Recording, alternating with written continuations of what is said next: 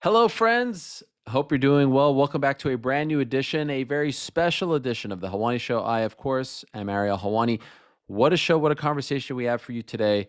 The greatest surfer of all time, number one, the GOAT, pound for pound. There's no one better. The 11-time world champion, Kelly Slater, stops by. He's a huge MMA fan. It's a very candid, open, honest, authentic version of Kelly. Even if you aren't a fan of surfing, I think you will love this conversation. So stay tuned for that. But I have to tell you, today, two sponsors. How about us? Here, this little engine that could, two sponsors on today's program. Now, the first one I want to tell you about is a brand new one and great people. I'm very, very honored that they're a part of this program.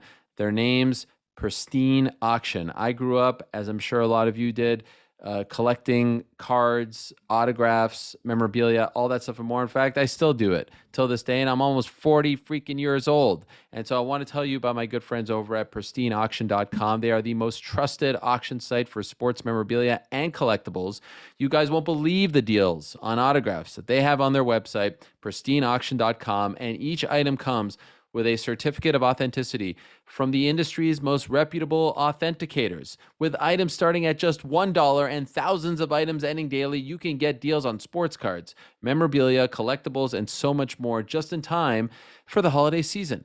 Be sure to use the registration code HELWANI, that's HELWANI, HELWANI, for $10 off your first purchase today. Again, that's pristineauction.com. Please support them because they support us. And once again, we are joined and sponsored and being presented to you by our good friends over at Manscaped. Yes, we love Manscaped. They've been a part of this Helwani Show orbit for quite some time, and they are the leader in men's below-the-waist grooming, and they have served more than 4 million men worldwide. And since I'm in the news business, I have great news to share this holiday season. You can get 20% off plus free shipping over at manscaped.com/Helwani. Now, you know it's the holiday season. You know everyone's looking for great stuff. There's nothing better than Manscaped. I use it. I use the groomers. I use the lotions. I use the shaving cream, all that stuff and more. And let me tell you right now, Manscaped's best-selling product is the Performance Package 4.0, which I know for a fact is at the top of every man's wish list this year. Inside the package, you'll find the Lawnmower Body Trimmer, which is the best body trimmer on the market. You'll also find the Weed Whacker Ear and Nose Hair Trimmer. It also includes Manscaped's famous liquid formulations, the Crop Preserver Ball Deodorant, and the Crop Reviver Ball Toner to round out your hygiene routine. If you get the Performance Package right now, you'll also receive 2 free gifts, the Manscaped Boxers and the Shed Travel Bag. Listen, the dads love it, the ladies dig them, and you will too. Couple other ideas if you want them: 2-in-1 shampoo and conditioner, cologne-infused body wash, luxury 4-piece nail kit, crop mops, ball wipes, Manscaped's signature cologne. These formulations are all vegan, cruelty-free, dye-free, sulfate-free, paraben-free, so you know their products are legit. Make sure you hurry to their site today to ensure these wild gifts show up for the holiday season. And while you're at it, you'll get 20% off plus free shipping over at manscaped.com/Helwani. Whether it's for you, your partner, your dad, your brother, your friend, get them something that they will actually use. And it's almost sure to get a laugh again. That's 20% off and free shipping at manscaped.com/Helwani. Be the ballsiest gift giver this year with Manscaped. All right, enough from me. Please support them because they support us. Now on to my conversation with the greatest of all time, Kelly Slater. Enjoy.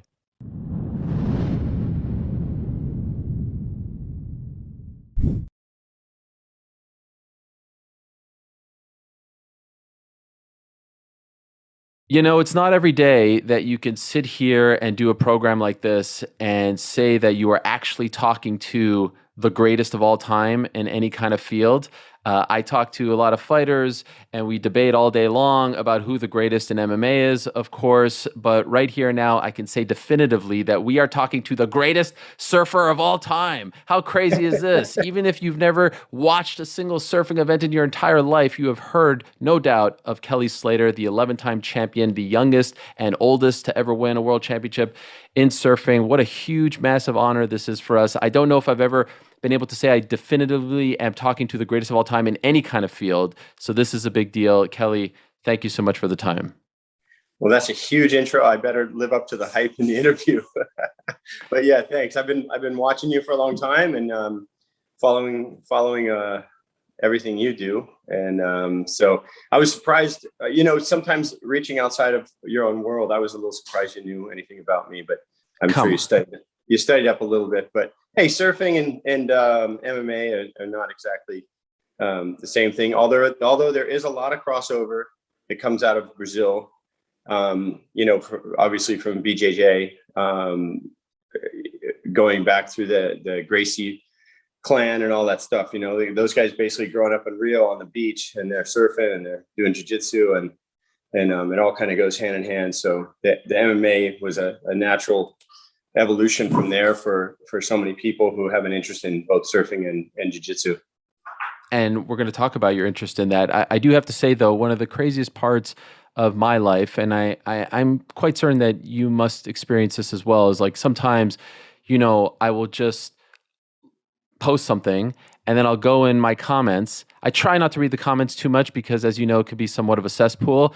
And then it was just like a few months ago, I'm like, Kelly Slater is involved in like a debate right now. I don't remember what the topic was, but you were literally going back and forth with some random fans about something that I posted. And then I saw later on in the DMs, like you're writing to me about my show with DC. I was like, wow, this is Kelly freaking Slater.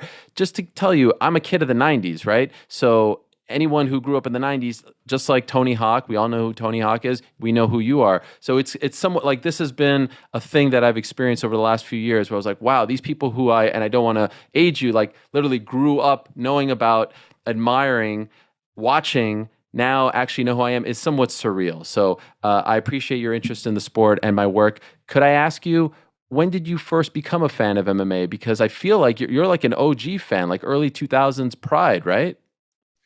Yes. So I was in Japan in 2005. Well, I'll even go further back. When I was 8 years old, I was doing Taekwondo in Cocoa Beach with Don the Dragon Wilson. He had a dojo here in town 6 months a year. He lived here because I think he lived in Canada the rest of the time, but his mom had a place here in Cocoa Beach, and he used to come down here and train. And I actually remember being on the beach for the first shuttle launch that ever went off in, I guess it was 1980 or 81, and sitting there watching it, and then watching Don run by doing his daily jog on the beach, and I waved, "Hey Don, how are you?" And but it was so I've always had like an affinity for martial arts since I was a little kid. I mean, I think everyone who had an inner Bruce Lee in their body somewhere and in their mind. But then in 92, I went to Brazil for the first time, and all the security guys did jiu-jitsu. And so just to kind of show us a little bit, they gave us a little rundown, and they showed us each how to do an arm bar and a couple basic things. In 94, I was in France, and I randomly ran into a guy who's become a good friend over the years named Peter McGuire. He wrote a book about Hickson. And he became a black belt under Hickson. But he gave me my first sort of formal jiu-jitsu training session. And then it was many years later, I think 2006, Hickson invited me and a friend over to his house and gave us some privates. Wow. And that was the first time I kind of got into doing a little jiu-jitsu but it just kind of was connecting with these guys, a lot of different people in MMA over the years. And in 2005, I was in Japan, and I ran into Hoist at a bar one night in Tokyo, and he's like, "Oh, what are you doing?" I said, "I'm leaving to California tomorrow." And he goes, "No, you got to stay. Hoyler's fighting tomorrow." So I stayed and watched him fight. I think it was a Pride fight. I don't think it was K1, it was Pride. And he fought Kid Yamamoto, and he got knocked out. He was out cold for like 2 minutes, man. I was like, "Oh, this is not good." I came to watch my boy, and he just got flatlined. It was kind of scary, But I became really enamored with the sport at that time. And sometime the next year, I remember watching a fight with Ricardo Arona. Must have been a Pride fight. Mm-hmm. Watching it on TV, and I was like, "Oh man, who is this guy?" He was one of those guys that just stuck out. He was so powerful and unbelievable. And I don't think it was the Fedor fight, but it was, I forget which one. Anyways, I've come to find out a few months later that one of my really good friends I travel with is good buddies with him. And Ricardo was a fan of me, a fan of mine. He used to wear my shirts and stuff. And Quicksilver started sponsoring him. And he actually started traveling on tour with us and training us. Wow. So yeah, Rona was like kind of like, you know, obviously he was a god to us, but he traveled around with us for a couple of years. Through like 2010 or 11, he was sponsored by Quicksilver and actually came to Bali with us, hung out in France and Hawaii with us and stuff. So, and to top that off, 2 years ago when I was in Brazil last, I hired him as my bodyguard. So he was the only one who could clear the beach to get me through through those crowds of people. So yeah, I have a real connection into the world, and you know, from obviously jiu-jitsu, but judo and all sorts of things. Flavio Canto is a friend of mine from Brazil, and he does a lot of great work with the kids in the favelas in Rio and trains them all for free. Like 400 kids in his dojo. So, anyways, I could talk all day, but you know, I really love and appreciate and respect just everything in the jiu-jitsu and MMA world, and the level of skill that people have is amazing to watch. You know, I love watching people who are as passionate about their thing as I have been my whole life about my thing. And so you know, I'm not a great jiu-jitsu fighter in any way, shape, or form, but I love it and I appreciate it. So you're a blue belt, purple belt? I'm blue belt, yeah. Blue belt, okay. I mean, that's a lot better than a lot of other people out there. When you were young, correct me if I'm wrong, doing Taekwondo for a little bit, you didn't like getting punched in the face, right? Or the idea of it? No, I told someone this story yesterday. So when we started to spar, I kicked a kid. I actually used to like to fight a lot when I was a kid. I used to get in fights at school all the time. I had no problem getting punched, but I think when I got older, I didn't like getting punched. But no, I kicked a kid in the back of the leg, in the thigh or the butt, and he started crying, and I felt really bad. And I didn't want to fight anymore. And that was it? That was kind of it. You know, I kind of quit. I did it for about 6 months or a year. And but there was a surfer that surfed at the beach, an older guy. He was probably in his 20s at the time, and he surfed at the beach I grew up at. And he noticed how limber I was, because I could stand and literally kick straight up in the air. I could do the splits pretty easily. And he's like, "Man, you got to come and do some Taekwondo, some karate." And so that was kind of how it started. So my brother and I and a couple friends did it for a little while, but you know, unfortunately, I didn't stick with it. I wish I had. I just think it gives people a lot of confidence in themselves, and it's a great skill. All the martial arts are great to have for your confidence. Yeah, I believe you have said famously that the first sport that any young kid should go into is martial arts, right? Why do you feel that way? Because of that? I think jiu-jitsu, because it's not violent. You learn real skills, not only physical skills, but people skills. You start to learn, you know, who's the bully and how to deal with them, and you know, how to help other people and how to learn from other people. And I just think there's always this floating hierarchy. When you go into a dojo, you see, obviously you have the black belts at the top, but everyone who's there is trying to learn, and whether you're better or worse than someone, you're still teaching them something. So you can be a guy who's not nearly as skilled as someone else, but you can teach them something because of a mistake, or because you're trying to learn something and they're trying to learn how to teach it. So I just think there's always a constant give back from everybody. I mentioned you debating with fans in the comments and whatnot. A few years ago, somewhat famously, you drew the ire of Paulo Costa when you wrote in a comment about his physique, and he was very upset about this. Do you remember this incident? I'm assuming you do. Yes, you. Yeah, of course. I mean, how often you get called up by Paulo Costa online, trolled, and he puts a post up about you. Yes, he was not happy. I guess you were insinuating, correct me if I'm wrong, that you believe based on his physique that he was on PEDs, correct? He's just lucky I didn't run into him. Yeah. Have you ever, because I think that was 17. No. Have you ever seen him? No, I've never seen him, but he and I DM'd after, and he was totally cool. But okay. You know, I said, look, at the end of the day, if you're not on any kind of PEDs and you look like that, you're the freaking man. Right. You know, like, he should take it as a compliment. He shouldn't be defensive about it. And, you know, but he's got a physique like few people on earth will ever have. And he's a beast, you know, but then there's always somebody bigger, right? So Izzy and him obviously had an interesting fight. I actually really thought, and I'm friends with Izzy a little bit. Yes. We've run into each other, and I took him surfing, and yeah, just last year, right? Yeah, so I kind of keep in contact with those guys, him and Brad and those guys a little bit here and there, just say hi. But I really thought, with what Paulo Costa had done in the lead up to that, with he was just demolishing guys. I actually thought Izzy was maybe a little scared. Wow. Well, just not knowing how the fight would play out. But Izzy obviously saw something that he could pick apart, and he knew where to exit those interactions, get his thing in and get out of there. And Izzy just showed what a dominant martial artist he is in that situation. I don't know if Paulo Costa was hungover or whatever he said, but I expected more because of how intense the guy is and how much he brings it. And the fight with Yoel Romero was proof he can take a shot like few guys can. But I didn't mean that to necessarily be rude. But the reason that even happened, the post was on an ESPN post, and they showed a picture of him, and he was like throwing a punch, and he's got veins just like ripped, not an ounce of fat on his body.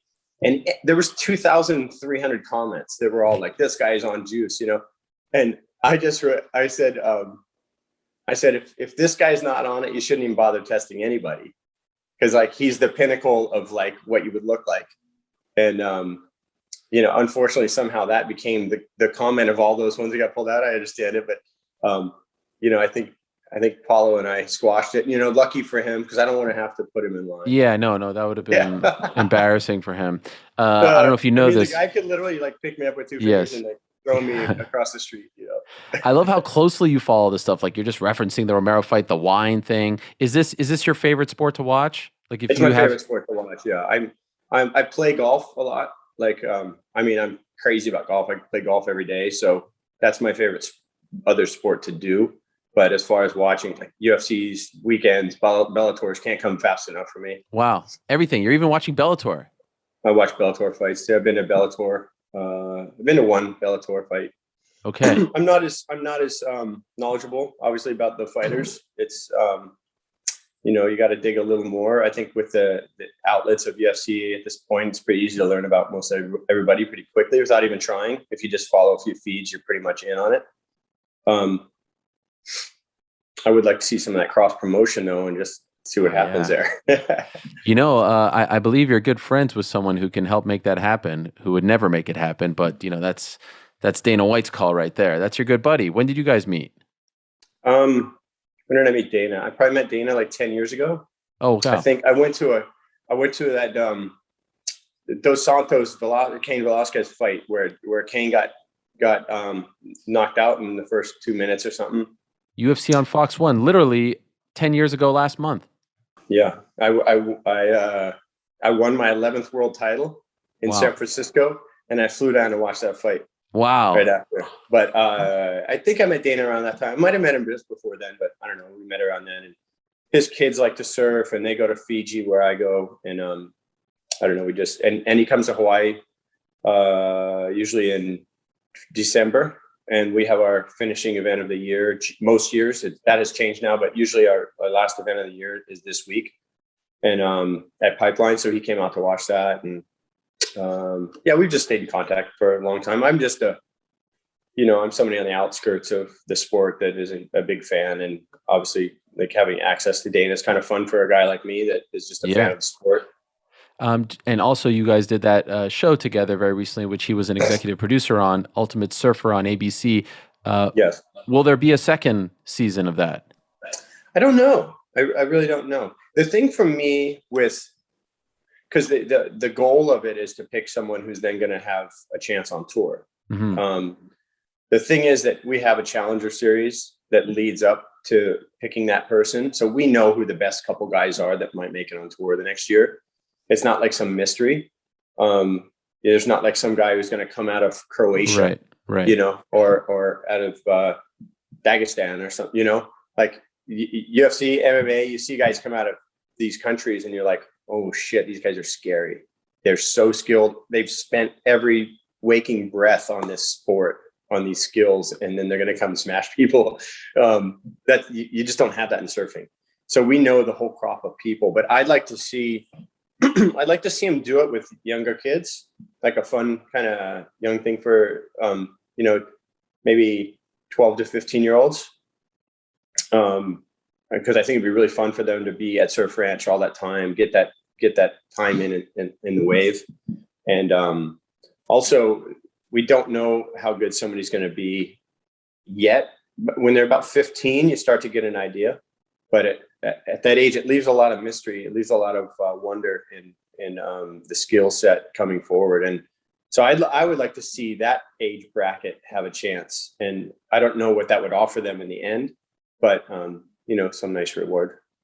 A couple of weeks ago on this program, I interviewed the F1 star Daniel Ricciardo, who is from Australia, and he's a huge MMA fan as well. And he was telling me about a conversation that he had with GSP a couple of years ago, where they were debating who's crazier, F1 drivers or MMA fighters.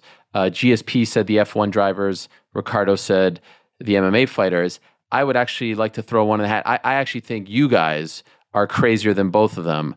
I think the stuff that you guys, the surfers, go through, have to deal with is absolutely insane. Would you agree with that? Do you think that surfers are crazier of that bunch? And maybe there's another athlete that I'm not thinking of, but I feel like those are the ones that, really are putting their lives on the line every time they compete. I actually feel like the surfers are the ones who are the craziest. And I say that with all due respect. Yeah, no, I get that. I think we're up there. But I think if you're going to talk about like statistically the odds, the batsuit guys, the free climbers, those guys, there's a lot of deaths in that. And we've had quite a few deaths in surfing. I've had a bunch of friends that have drowned, and there's some terrible stories out there, and a lot of near death happenings for anyone who surfs big waves. Mostly a lot of the injuries happen in small waves, in small shallow reefs. You get a lot of cuts and boards hitting you and stuff. When the wave's small, all that energy is closer in one spot, and the water's shallower, so it's easier to hit the reef. It's also easier for the board to kind of hit you because it's not getting thrown 50 feet away. So yeah, it's really, everything's calculated though for each person in their own skill. Like wakeboarders are scared of sharks, surfers are scared of alligators. And I've had this debate with a few of them. I see an alligator, I'm like, that thing's fucking hunting me. A shark will just kind of come up and give you a bite and take off. And so like sharks don't really scare me, but alligators alligators are one problem. Crocodiles, saltwater crocodiles are a real issue. You go down to Costa Rica and some of these places where they're protected and there's tons of them. It's frightening. So, but I think each sport has their own level of of danger. And MMA, boxing, where you're sustaining a lot of hits over a long period of time, and the issues with CTE. We've seen a lot of suicides that don't make sense. Exactly. So I think we're having trouble with that long case study of what exactly is causing. I mean, we know what's causing the injury. Excuse me. We know what's causing the injury, but as far as if that's the cause of people deciding to end their lives, that's a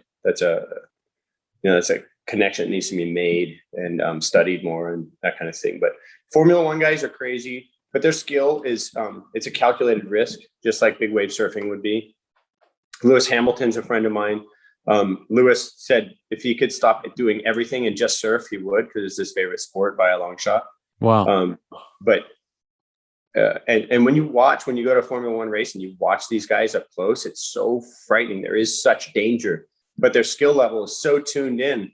And there was a quote that a friend of mine, Shane Dorian, who's regarded as maybe the best big wave surfer of all time and one of the top pro surfers of all time. We used to have this quote that we loved from back in the early 90s of a Formula One driver that said, "You're never as real as when you might die." And that fear creates an intense focus, an intense presence. And I think that's part of what draws people to sports that are filled with adrenaline and danger. is it kind of defaults you into the place where you should be all the time, present and here and not distracted. And the modern world is making that even harder, right? With our phones, and we're all addicted to that, and information and news and all this stuff. And especially with COVID now, everyone wants to be up to date on the latest thing. So things that bring in a certain level of danger and fear and the reality that you could die obviously bring you into that present moment. And it is like a drug, you know, that's really what drugs do for people. Drugs kind of replace that, and they make you just feel. And so many people have lived such a hard life growing up, had such bad situations in their families, or traumatic events happen in their lives, that everyone's looking for that feeling of being just here right now and not worrying about the past, not being scared of the future. And so it's understandable why people gravitate towards certain things, whether that's drugs or the other side of something healthy, that kind of puts you in that place. You have had some near-death experiences, correct? Could you even possibly describe what that feels like? What it feels like to feel like you are almost about to die? I don't know if I've had a near death or not. The reason I say that is because I've been knocked out a couple times underwater. And one time I was 19 years old. I was in Indonesia on a boat trip, chasing some surf in Timor. And I caught a wave, and I was doing a certain maneuver we call a floater. It's where you're on top of the barrel and you free fall off it. And I was going really fast, and I probably free fell about 8 feet, going as fast as I could sort of down the line of this wave. And when I landed, the outside rail caught, and it just pancaked my temple on the water. Oh. And knocked me out. And I eventually sort of felt like I was in a dream, and I just eventually woke up and just went, well, I should, like, something hit me all of a sudden. I kept seeing like light and dark, like my eyes were open, I guess. And I kept seeing like the bottom and then the surface and the bottom as I was rolling. And something just said, oh, you should probably come up. And I was like, oh, I better come up. And as I came up, a friend of mine was on another wave, and he almost ran over me. And right then I realized, oh man, something traumatic happened. And I went into shock. I paddled past the waves and was sitting on my board. And then my friend started paddling up to me and realized something was wrong. And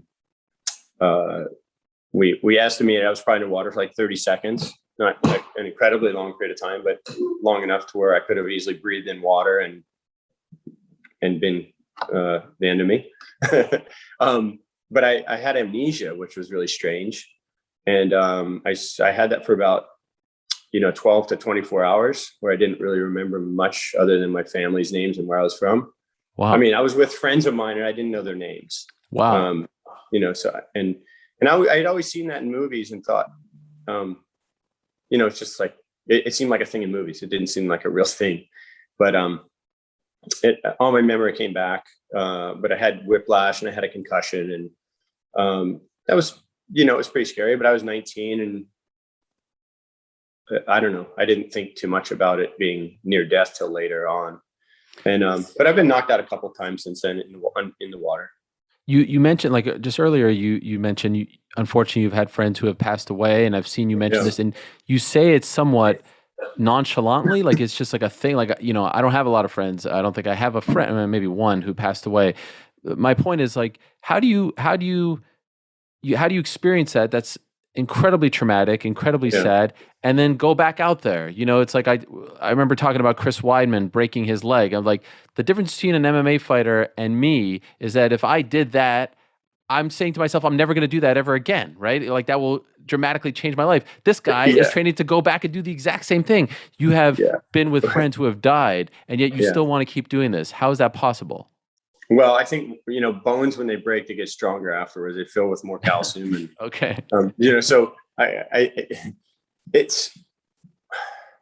do trip out. Sometimes I say that, and it does, I know it sounds nonchalant. I have a lot of friends. I have probably thousands of friends around this world. I've had countless number of friends pass away from all sorts of things, from suicide, drownings, murders, drug overdoses, you name it, cancer. It's astounding how many people. I mean, I don't know what it is, but I think last year I had like 20 friends that I know around the world pass away. And it's, I hate to say I've become conditioned to it, but you start to understand the emotions around it, and when someone passes away, you experience it and you get through the emotion of it. And then you realize that, life goes on, and you got to remember them for the good stuff, and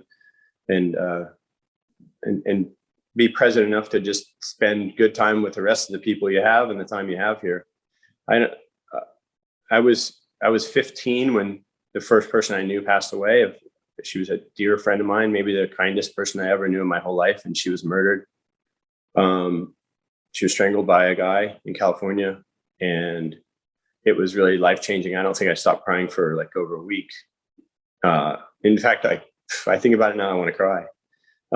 So it's all, the emotions in there. It might sound a little nonchalant just because I've known a lot of people pass away, but yeah, you don't ever, it's never just like, I don't know. I've just experienced it a lot in my lifetime. So I'm okay talking about it and stuff, but it's just part of life. Do you think because you've experienced all that, especially at such a young age, 15 is, I mean, I can't even imagine a friend passing away at that age, makes you fearless? Like, because I haven't been conditioned to that, I haven't been exposed to that, the idea of doing what you do is mind blowing to me. But because you experienced it so young and so many times, the idea of facing a 50-foot wave or something like that is not so scary to you. No, that's not true. It actually puts it in perspective. In 1997, a good friend of ours named Todd Chesser passed away. He drowned at a spot on the North Shore, a big wave spot. And there's a whole set of circumstances that led up to it that he shouldn't even have been there, and he happened to be there. He was supposed to be in California for a job interview. He didn't go because of the swell. He was supposed to be on Maui shooting the stunts for In God's Hands, this movie In God's Hands that a bunch of our friends were in. A theatrical release film, and he said he didn't want to do that because he didn't want to kill himself doing a stunt. He drowned that same day in big surf. That one shook all of us like to our core, because Todd was the most fit, gung ho, like big wave ready guy in the world at that point. And he was surfing with two other friends, and one of the other friends blacked out underwater too, and he just barely made it. That one just made us all kind of go, what are we doing? Like, why do we do this? What is the thrill? What is the reason for this? And for a long time, like, I've never surfed that place again where he passed away. I only surfed it once before that, but it just has this certain energy to me now that scares me. It didn't make me feel immortal by any means. Being out in big surf and in the ocean when the waves are 50 feet or something, you know how small you are. You know how insignificant your life is to this earth. So you better be trained up well. You better be ready to be calm. The whole thing for us is like, we're doing something that's super adrenalized. So in terms of big waves, it's like the biggest adrenaline kick you could ever get. At the same time, you need to be super calm. You need your heart rate to be low. You need your oxygen to be your blood to be full of oxygen. And you need to just be calm in those situations, really calculated, really decisive, comfortable with your decisions. Don't want to second guess things. If you're out there second guessing it, you probably shouldn't be out there that day, or in situations like that.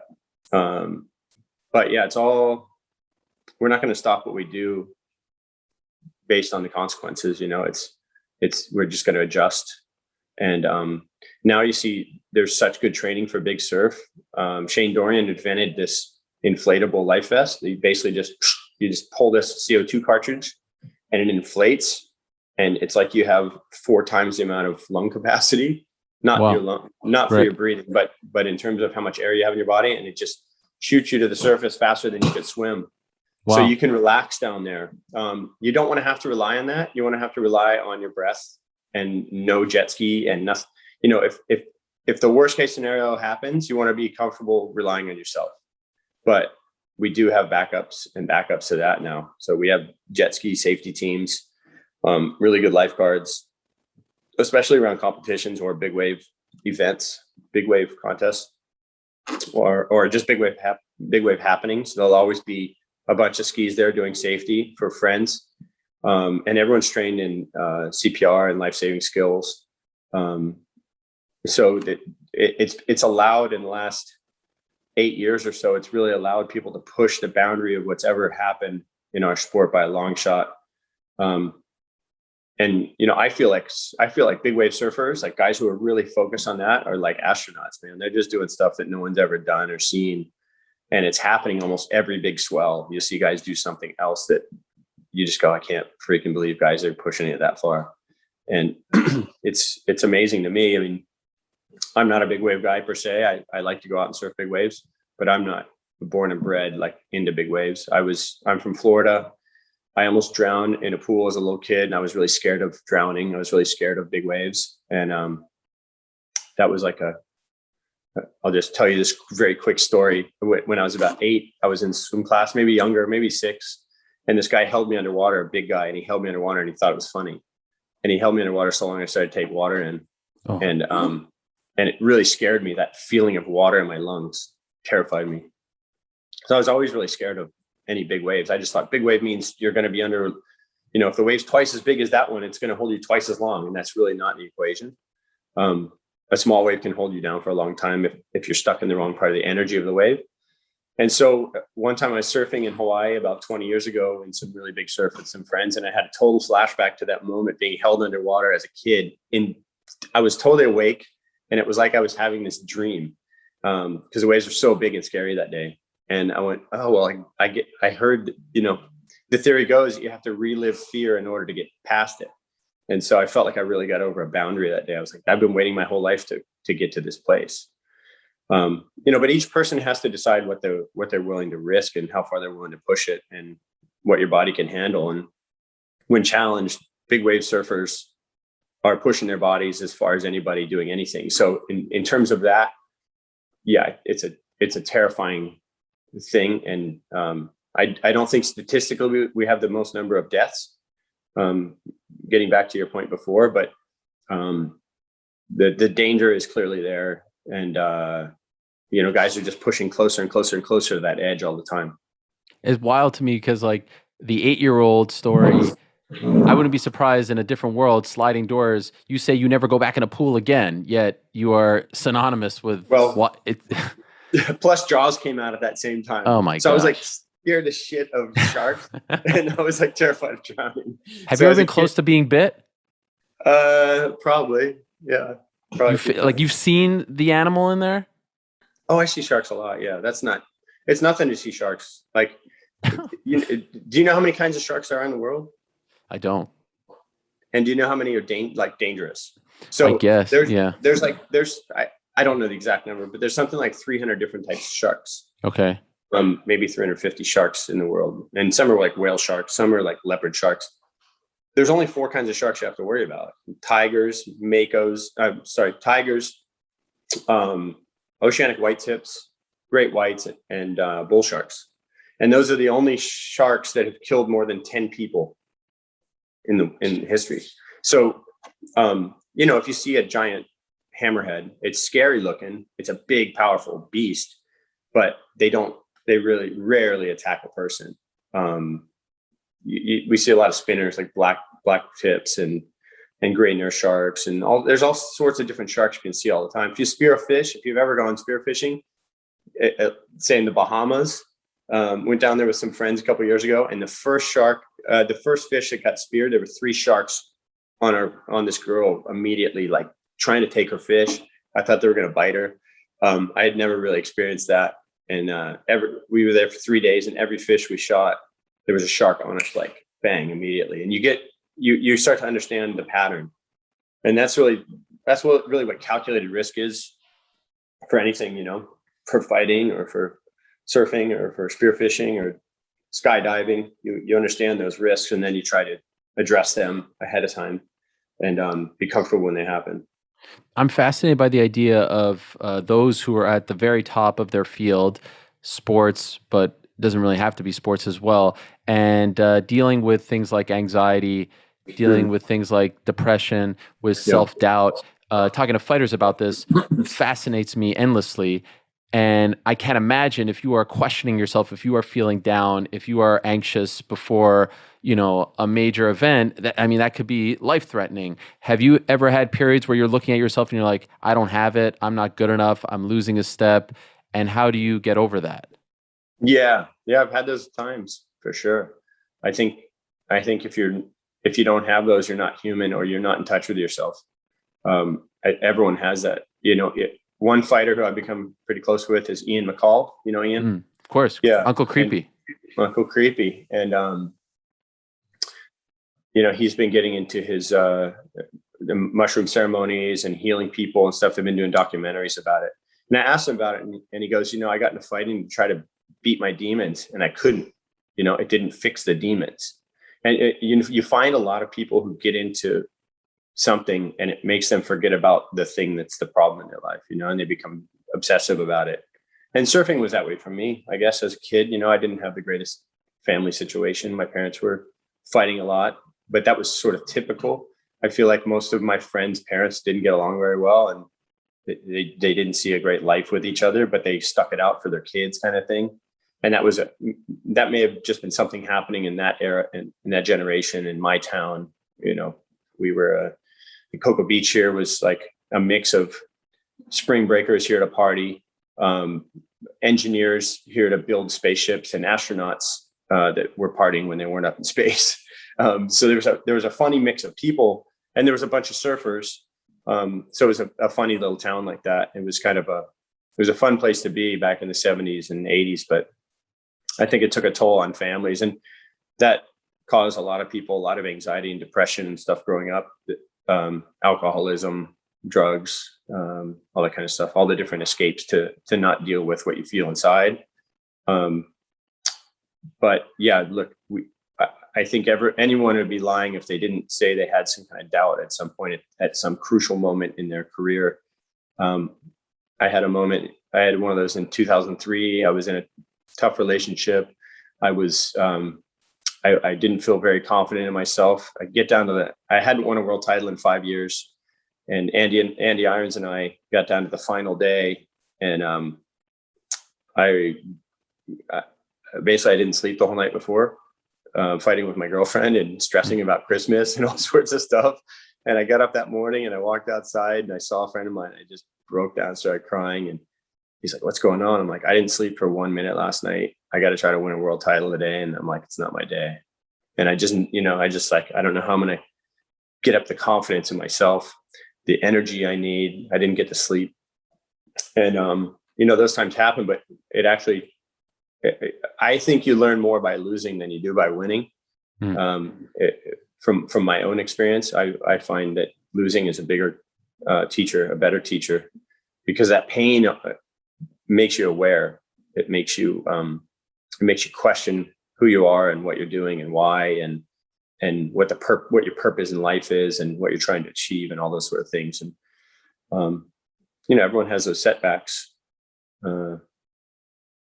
in their career. Maybe not Khabib, Yeah. but he ended a little early. So they say, Yeah. But yeah, we all do what we do to try to learn about ourselves, You are not ending early. You are approaching 50, which is incredible, and you look amazing. Do you have an end age in sight? I mean, I've heard you say you're going to go till you're 90. God bless. I hope you go till 120. But Yeah. as far as competing, do you have an end age in sight? I'm really contemplating this being my last full year competing coming up when I'm 50. It'll be 30 years since I won my first world title. It'll be, let's see, it'll be my 6th decade of surfing, technically. It's incredible. Of competing. I first started competing when I was 8. The only thing I wish, looking back at my career, I wish I started when I was 7, because it would have been in the 70s. I would have competed in the 70s, wow. 80s, 90s, 2000s, the 2010s, and 2020s. So it's been a long time. It's been a lot of generations. But I was just watching 2 days ago, the contest in Hawaii ended, the last one of the year for the Challenger Series, which is like our qualifying series to get into the tour. And there's a couple really good young rookies coming on tour. And some years it's a little boring. You don't have that great of talent that makes it. They also have to. Those guys also have to challenge with tour surfers for those spots too. So if a guy falls off of our main tour, they get to go on the qualifying and also try and requalify. And generally, they're the better guys.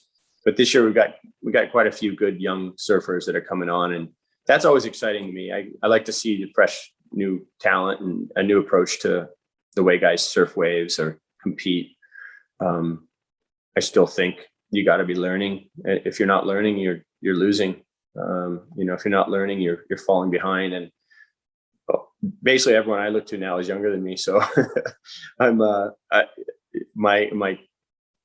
I think the only thing I fear is that my godson will get on tour before I get off. Oh. And he's 15 now, and he's not far off, man. He's one of the best. He's maybe the best 15-year-old in the world right now. But it's really fun to watch that. It's really fun it's really fun to hear and fulfilling to hear from young guys that they watched you growing up, or that a movie or a section or a contest or something you did influenced them or like excited them about the life ahead. And I think that's a real rewarding thing as an older athlete is it makes you feel like you've had success in your life if people say they were influenced by what you did or how you spoke or your approach to something. So 2022, your 50th year could be your final year. By the way, have you said that? I haven't seen you say that. No, I haven't said that. No, I appreciate it. Well, I don't. It's not an exact announcement. I mean, it could end earlier if I were to win. I'm running with this, by the way. Exclusive breaking news. You got it. So broken here first. Everyone's gonna be like, "Who's this Ariel guy that you told this to?" For God's sakes. There's a group called Box to Box who did the Formula One series. Have you seen that? Yes. So they just did one on the World Tour this past year. Oh, sick. Yeah, so it's going to be really cool. I've just for watched Netflix. It's going to be on Apple. Okay. Yeah. I watched two of them. They're really good. I watched one that's really about Italo. It's about Italo and Gabe Medina and Italo Ferreira. And it's really compelling to see those guys right at the top battling against each other from the same country that wasn't even in a world title conversation 8-9 years ago. And now they've won most of the world titles since then. So to see those guys going head to head and see their approaches to life, their personal stories, it's really, really fun to watch. I feel like even though I'm a part of that mix, I feel like I'm a fly on the wall watching their stories. And so we're talking about maybe doing a short series next year on my last year. And we're trying to see if we can get that off the ground. It looks good. But with COVID protocols and all that stuff, there's a little bit of trickiness. Our tour didn't exist 2 years ago for a year. There's obviously different protocols in every state. There's different protocols in every country. There's within different countries, there are different protocols. Australia, each different state from Victoria to New South Wales to Western Australia to Queensland, they all have different rules. And even to the point where somebody who lives 10 feet over the border in New South Wales can't drive to their job in Queensland because they can't get across the border. So there's a lot of tricky things to try to work out for our tour when you're dealing with people from South Africa and Brazil and Tahiti and France and all these different countries all competing on one tour, and Australians and Americans and Hawaiians. So they're all trying to get to different places, but if they've been in a red zone for COVID, or if you have to quarantine for 2 weeks, but the event only has a week between the last one, there's a lot of tricky stuff that maybe goes into even having our tour exist right now. So we don't have the island in Abu Dhabi, to just put everyone at. And you do have the ranch, though. We do have the ranch, but I think the word from most people are bored with it. The same wave over and over. I think people like that excitement in the ocean of what could happen, what might happen, what Sure. wave might come. And that's a big part of the skill of a surfer is learning how to read the conditions better than someone else. that's a big part of this, the scoring and the dominating factor in competition. So I always envision Surf Ranch to be its own thing where you're comparing skills. You're comparing the skill set strictly on the same wave, because there's been so many competitions over the years where people are like, oh, he got the better waves, she got the better waves. And that is true many times. So the idea that you could all ride the same wave and then it's about the skill. Well, you go, oh, well, that guy's smaller. Oh, that guy's faster. That girl's a better tube rider. It becomes a little bit monotonous and boring for people because they feel like they know what they're going to see ahead of time. So it would be nice if we could make 10 different waves in that one pool and just stay there and not worry about all the protocols. But it's one of my favorite things about surfing and the lifestyle is traveling around the world to different places and different oceans and different types of waves and new cultures and languages. So it's a huge part of why we do what we do, I think. Okay, so I have like 8 follow-ups to just that answer alone. I know we're up against the clock here. Okay, I have no schedule, so I'm good. Okay, well, I appreciate that. Thank you. Okay, so the first thing that you mentioned that I want to ask you about is I'm wondering if the new world that we're living in, the protocols and all that, if that's the reason why you're like, you know what, this isn't exactly the world that I grew up in, and this is getting a lot less fun and a lot more, stressful, headaches. Has this factored into your potential decision to call it a career? And I'm assuming that's an active, competitive career. You'll still surf for the rest of your life, but right? Yeah. So, but like, has this factored into it? It's probably a little bit of a factor because it is a headache to. Yeah, short answer is a slight yes. Not, okay. But no, not. That's not completely why. It's just coming. And I think when COVID hit and I was able to start spending like 3 months at a time in one place instead of like 3 days or 3 weeks, I started to realize how much I enjoyed that and kind of pick your places to go and stay there and really live them and enjoy them. And our surf lifestyle is really like a day here, a week there. And it's nothing in the past for me to be in Fiji for 3 days, fly to Australia for a night, be in Bali the next day for a week chasing swell, and then fly back to Australia and figure out from there where I want to go. Wow. That's really like how I've lived for like 30 years. Right. It's exhausting. Yeah, it's exhausting. It is, but it's fun. It's like, it's an adrenaline rush the whole time. But the excitement of going to new places all the time is it's super fun. There's really nothing like it in the world, but the difficulty of travel now and the different rules in different places and respecting all that and knowing what you're getting into it's a whole different, it is a different world now for the time being. So, as we established earlier, you are unafraid of sharing your opinion, and I know those rules in Australia might affect the WSL next year, and you have drawn a little bit of criticism as well for some of your opinions on the vaccine and whatnot. Are you worried that you won't be able to compete in certain countries next year based on you're very health conscious? And I think you're always being respectful when you're talking about things. I respect everyone's opinion on all of this. It's the great unknown. But I'm wondering if you're worried that this will, potentially cut short your final season, your final year competing. Are you worried about any of this? Yeah, there's potential for that. There is. Yeah, it concerns me at this point. It's a constantly changing conversation, as you know, like day to day. There's different rules and different lockdowns and quarantines. You see what's happening in like Germany and Austria right now. They're basically saying if you're not going to be vaccinated, you're going to be locked out of society completely. Like you're going to get fined, all that kind of stuff. I think the best we can really hope for in the end is that this thing mutates like SARS-1 did and becomes less lethal. For some people, it's not even a sniffle. And for some people, it's the end of their lives. So it's a very peculiar situation we're dealing with. And no one really knows if they get it, what it's going to be like for them. Statistically speaking, you can think, okay, the healthier you are, the better off you'll be. But that's not necessarily the case. I've had very healthy friends have horrible troubles with COVID. I've also had really healthy friends have problems with, side effects from the vaccination.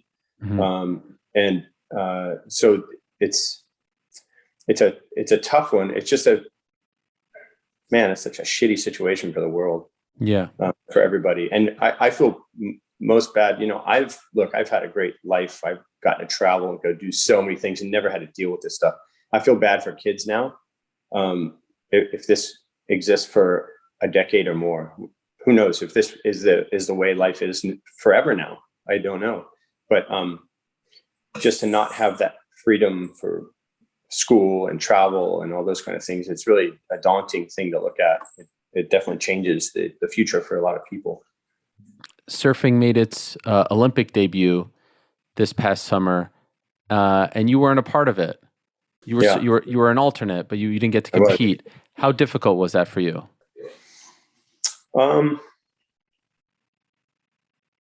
It was and it wasn't. I'll say that it was because of just the dedication of my life I've put into surfing. I was really hoping for that. I also had my opportunity to get that spot, and I didn't get it. I wasn't the better guy at the time. I was the first alternate. John Florence and Kalohan Dino, who surfed for the U.S., both had injuries leading up to it and were both questionable. They both had surgeries within I believe within about 3 to 4 months of the games happening.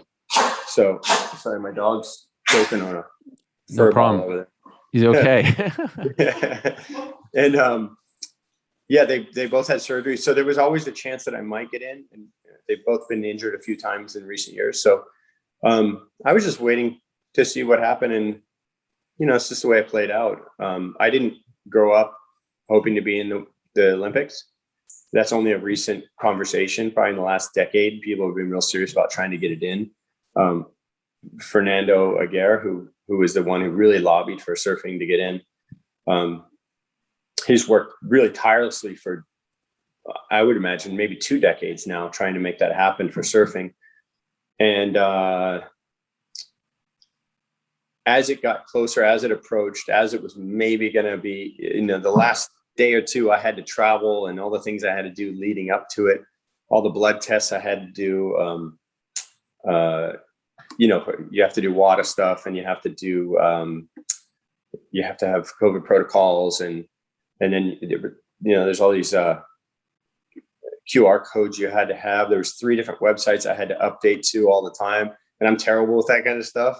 It was just a little frustrating to go through all that and then not be able to go. But oh gosh, but that's all right. It's just the way it is. And like I said, I didn't grow up with the dream of the Olympics. I grew up with the dream of winning contests and winning world titles on the WSL, which was the ASP. So I've spent my lifetime living my dream. And as the Olympics got closer, it became more of an exciting potential idea. But it wasn't to be, and I didn't qualify through the way we need to qualify. So, you just take that on the chin and move on. It's a wild thing, because if it was around for 30 years, I mean, you would be like a 5-time Olympic gold medalist, I would imagine, or something like a multiple time. But, I think your legacy is just fine without competing in the Olympics. I have to say, you seem to have lived an incredible life. You've traveled all over the world. I am jealous, though, of one thing in particular, because I'm not a big water guy. I'm not a surfer guy. I have great appreciation. I don't have the chutzpah. I don't have the cojones to do what you do. But my God, in the mid 90s, Kelly, 11 or 11:30 on a Saturday night, when everyone's going to bed, on ABC, where I grew up in Montreal, there was a television program called Baywatch that would come on. And for an adolescent boy, let me tell you, that was big time stuff. You were on Baywatch for, I think, 27 or so episodes. But what I've read was you didn't enjoy it. You didn't even want to be a part of it. How could you not want to be a part of this? You're in your mid-20s, early 20s at this point. You're surrounded by Pamela Anderson and company. This is every kid's dream. And you didn't want to be there. You just wanted to surf, right? You didn't want to be an actor. Yeah, I didn't want to. I was on 7 episodes. So just to clear that up, I was on 7, 5. 27. It feels like the greatest gig of all time.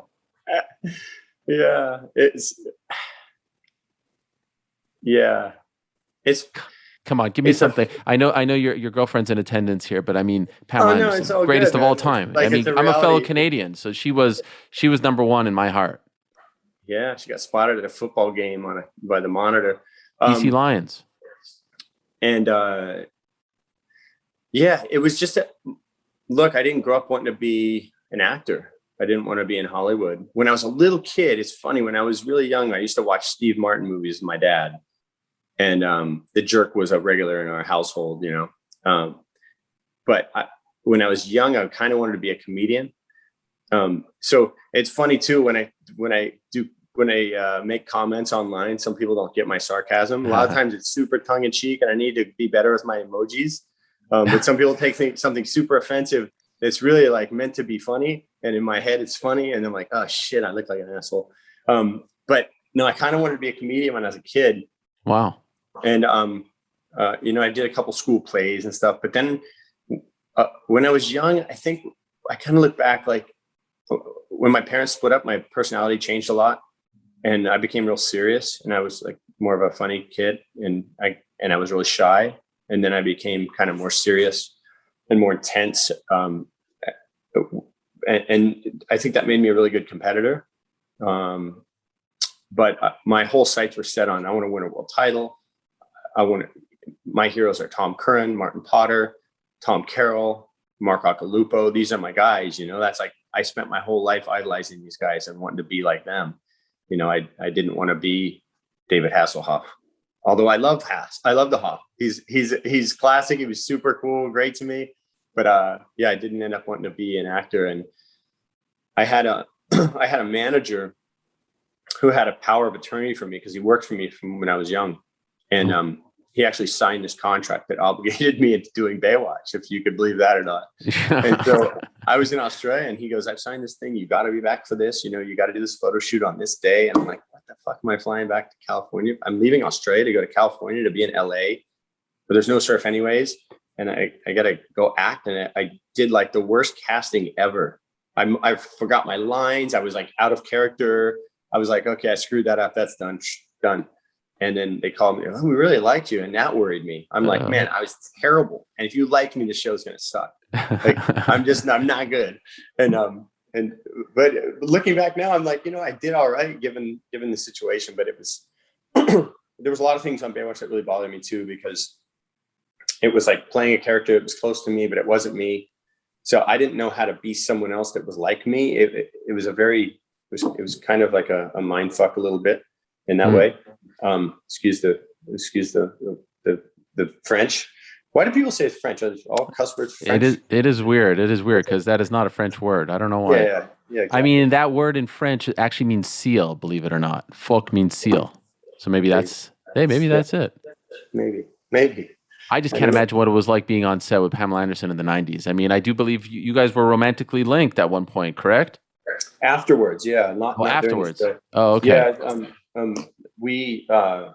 We were just friendly on the show, like nothing at all. I wasn't even interested. I was actually engaged. I was super in love.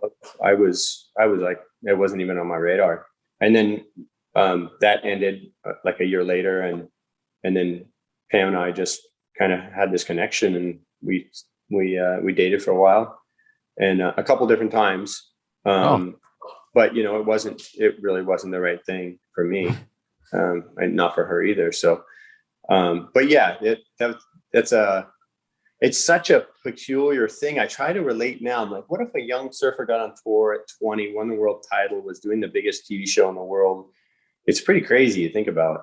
Yes. It's hard for me to have a perspective like that, but I just saw this thing that I didn't really like doing. I didn't have any drive to do it. I did 5 shows in 92, and I did 2 shows in 93. And I asked my manager to get me off the show, and he said he wouldn't. So I went to the director and the producer the next day on set, and I said, hey, you guys got to write me off. I'm out of here. I just don't want to do it. And they're like, what can we pay you more? And that's another thing. I didn't get paid very much. I made $2,500 an episode. Wow. In which, after taxes and all that kind of stuff, and manager fees and blah, blah, I was probably making like a couple $100 a day doing the show on the days I did it. So it wasn't something that was in any way making me wealthy or anything like that either. So I didn't do it for the money. Yeah, it just wasn't something I enjoyed doing, and I was a little embarrassed about. And I would also say that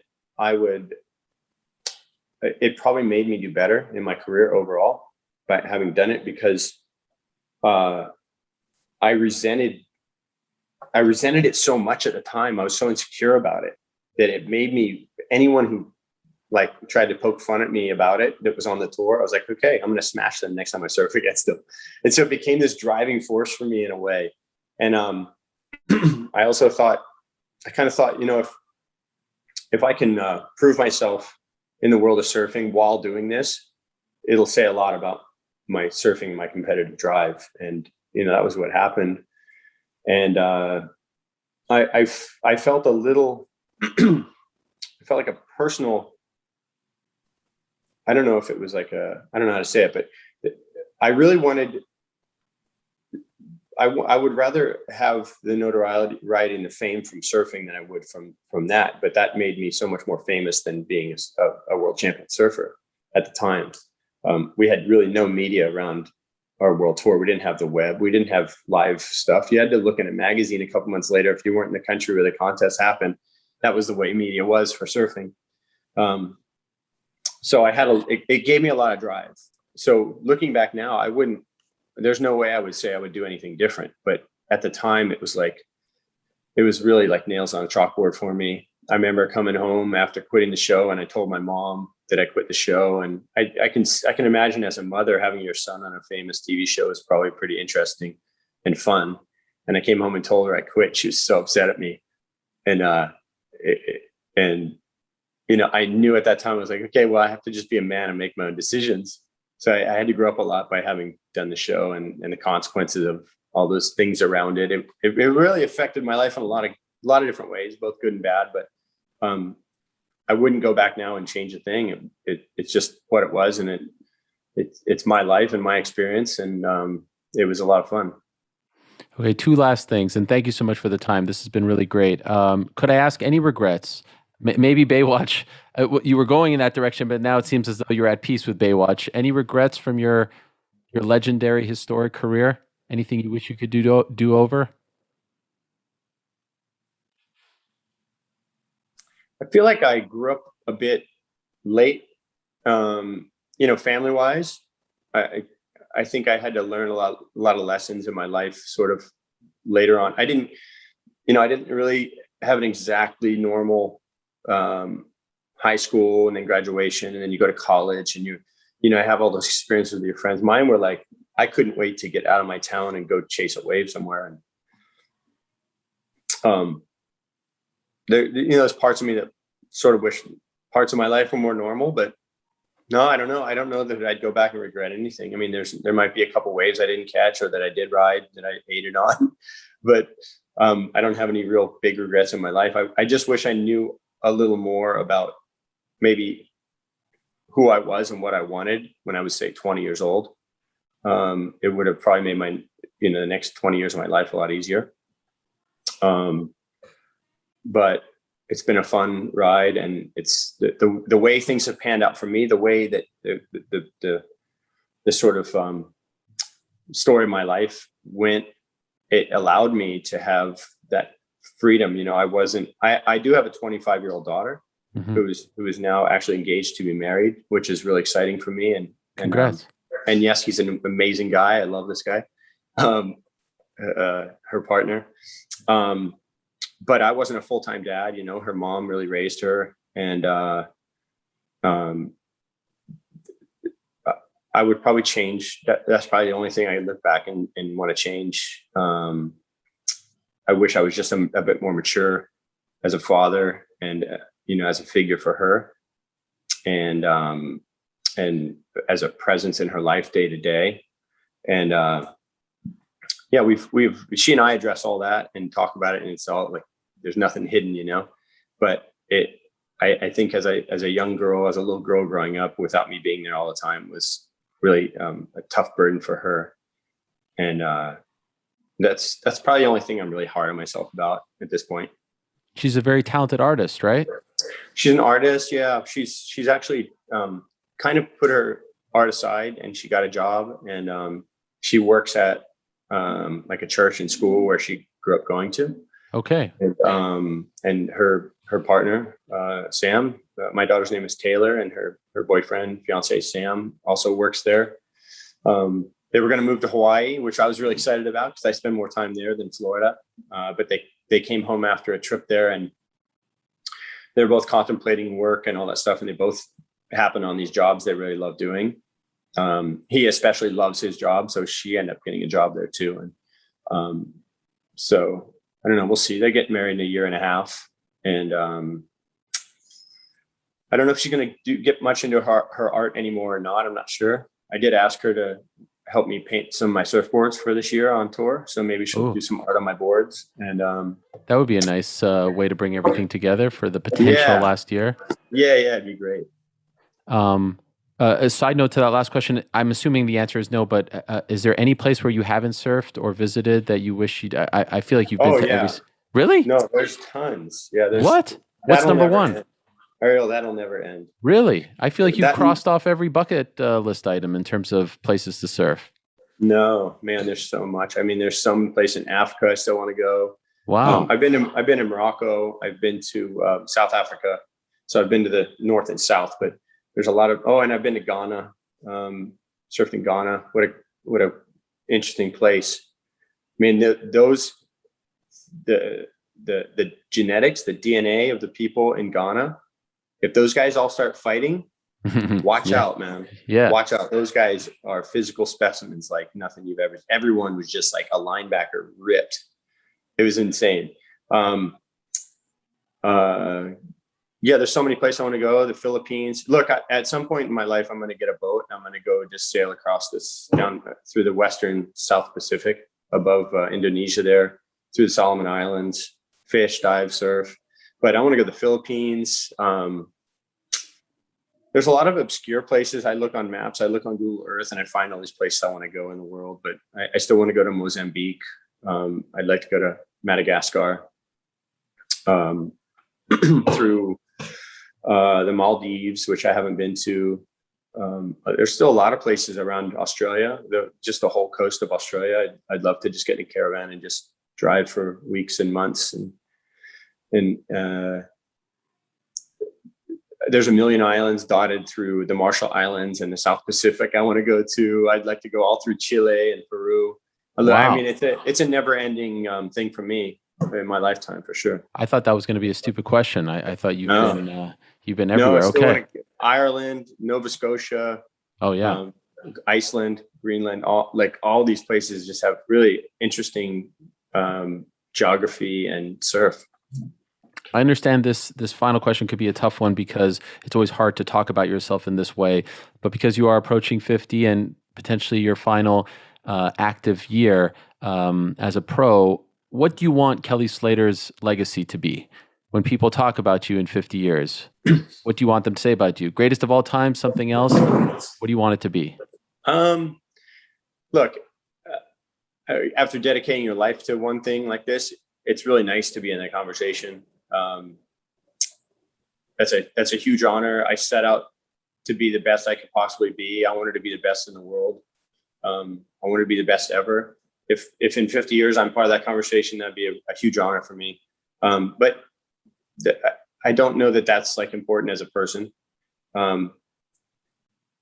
I have done some sort of like, I don't know if you say spiritual soul searching last couple of years. And, I just want to be a good person and get back to the simple things in life. I've lived such an exciting, fun, amazing, incredible, never ending on the go life. And I hope that's just made me a better person, a more understanding person. And I just want to kind of blend in at some point. You have a great clothing brand that stands for a lot of good things as well. You're very environmentally friendly. Outer Known, I believe it's called. Yes. Send me your address. I'm going to send you something. Oh, thanks. I appreciate that. Yeah, Also, the wave pool that you were a huge part in developing. I mean, yeah, I urge anyone out there who's listening to this to watch the Real Sports story that was done on you a couple of years ago, where you can actually see this thing in person. I actually feel like yeah, you're 100% right. If this is ever going to be a thing in the Olympics, like that's the way to go because yeah. everyone's playing by the same set of rules. So it's brilliant and it's an incredible wrench. So just congratulations, man, on everything that you've done. I mean, you are, in my opinion, I think I only know of one surfer, honestly, and maybe Max Holloway's wife. But you are, Alyssa, yeah, she was on tour with us. She's a great surfer. but you are the guy. You are absolutely the I'm guy. hoping for Max to be like a hardcore surfer. Like he's starting to surf a little bit. And I know Alessa's going to make him go out to the beach every day, but like I Have want you to see him surfed with like him? shredding.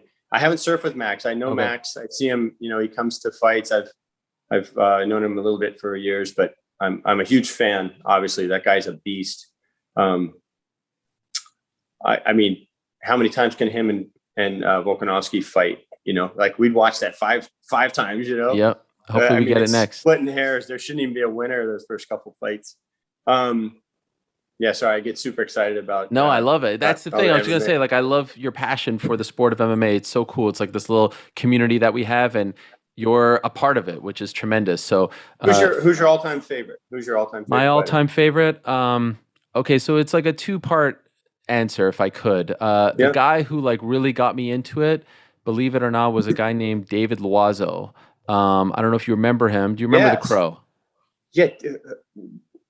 What did he fight in? Why do I know him? David Did Loiseau he was the fight Hickson?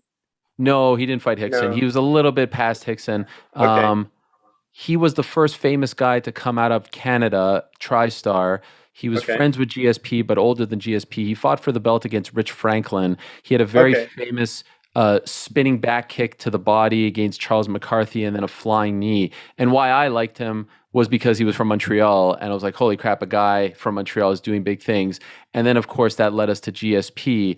And GSP, watching GSP Yeah. win the belt at UFC 56 against Matt Hughes. I was at a sports bar in Montreal in 2006, and the place erupted. Like, the Canadians had just won the Stanley Cup. And it was in Yeah. that moment where I realized I really need, like, I always had the dream of being an MMA journalist. I loved the sport. I watched it from the beginning, but I was like, the fact that this sport can elicit this type of reaction out of people, I want to be a part of it because it felt so new and fresh. And so GSP will always hold a special place in my heart. Coincidentally, and you might call me biased, I think he is the greatest of all time as well. Yeah. I met GSP at the first UFC I ever went to in about 2007 or 8. It was the one where um, who was fighting? Chuck Liddell lost his title at that one. Was it to Rashad or to Rampage? I forget. Well, he got knocked out by Rampage UFC 71, and that is when he lost the belt famously. That was the one. So Damn, that was a crazy one. I met May of 2007, I believe. yeah, I met GSP briefly Wow. there, and Josh Koscheck, a bunch of guys were all ringside, and I just remember thinking, man, this guy's got the most incredible physique. He is Yeah. he's like perfect anatomical structure, and you could tell he was so methodical about the way he did things and his training, and he didn't seem like a crazy guy, like you meet some MMA fighters and they seem a little nuts and they're a little off, but he was just like such a professional and so well spoken, and he just has this aura about him. What's interesting about that? You may not remember, but literally a month prior was when he got knocked out by Matt Serra. So he was at his Yeah. lowest right then. Yeah, UFC he 69. was. Yeah, but he was. He's just incredible. I've definitely been hugely inspired by him. I saw a video of him surfing in Rio. Somebody taking him surfing, and he was not very good. And I was like, man, I got to take that guy surfing someday. Maybe help him out. That would be incredible. By the way, who is your favorite of all time? MMA Yeah. or man. I know his career wasn't long, but I'm going to have to go with my boy Ricardo Arona. Ah, I love it. Ricardo is just such a beast. The way he picked up Fedor and like threw him on his head and stuff. Yes. And he's like this silverback gorilla, but he's like such a kind person when you meet him. And the way he fought, his style looked so intense and amazingly aggressive, and just like there was no feeling out process for him, and you could tell he wasn't fighting like I'm going to score points, I'm going to win this round. No. It was like, I'm going to decimate people. Yeah. And so I always loved his. As far as there's so many guys I really have huge respect for their careers, like Khabib never losing, and just in MMA, that's such a hard thing to do. And at that weight class, there's so many guys just coming up all the time and getting the skill levels and the intensity, and over the course of 29 fights, like something can go wrong, yeah, it's hard to say. Look,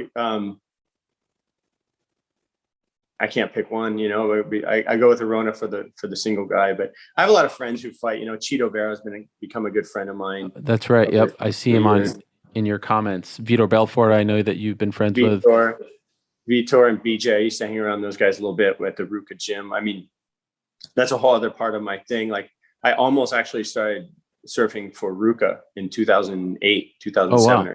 I almost got sponsored by them when they were just kind of coming up. One of my childhood friends, two of my childhood friends started Ruka. A friend named Conan Hayes, and then Pat Tenore, who I feel like you probably know Pat. But Pat made the gym there at Ruka, and I started kind of hanging around there with Perillo and those guys, and Vitor and BJ were around a lot at that time, and I just kind of hung out with that crew for a little while. And Vitor I keep in touch with. He's here in Florida. I haven't seen him in a couple of years, but I met Vitor in '98 in Brazil, actually. So I've known him a long time. And just an admiration for the sport. So I follow closely and intensely. Look forward to every weekend, every Saturday. I love it. I love it. We could have probably done an hour and a half on just UFC stuff. I appreciate you indulging me by talking about the other stuff as well. And good luck if this is your final year. Let me ask you, have you ever fought? Have you ever done any kind of martial arts? No? I have done it. Yes, I've never fought. And why are you getting in hassle with all these guys all the time?